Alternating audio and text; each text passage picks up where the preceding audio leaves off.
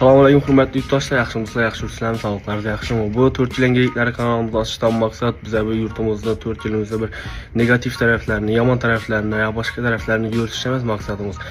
İndi bu da sizə göstərib verən nərsəmiz sizə faydalı, mənfəət gəldirən videolarını qoyamız inşallah xuda xalasa. İndi kanalımız açılışından maksadı indi bir her tərəfləmə faydalanış mümkün bizden kanalımızdan. Siz məsələn bir biznes yegesiniz, dükkanınız var mı, başkanız var mı?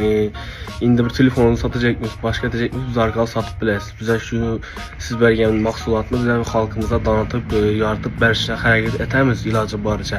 Hazırca bizə xidmətlərimiz pullu emas, bizə xidmətlərimizdə də pullu oluşun ən çaba. İndi sizə bizdən paddiş gətirib yardım etib dursanız da xuda xalasa həmmə sizə arqasında, sizə arqalarınızdan mı oladı? İndi kımındi nərsə yetib gəlişimizdən indi sizə arkamızdan buladı. Sizə bizən qollab, quvvatlab, like'lanıb, paddişlən basıb dostlarımıza yuvarıb dursanızla xuda xalasa həmməsi yaxşı buladı. Musafir dövgən yurttaşlarımız da özlərimizdən musafir boğanmız. İndi şu musafir dövgənlərəm şu 4 ilimizdə novu olub durdu, novu qoyub durdu, həmmə nərsənin güzəşçini xalidir. Şu musafir dövgən dostlarımızdan şu nələr videolarımızı bir like basıb biber qoyamız. 4 ilimizdə novu yəngilik, novu olub durğan həmməsini güzətib barsıla. Rəhmət, sağ olunla, bay olunla.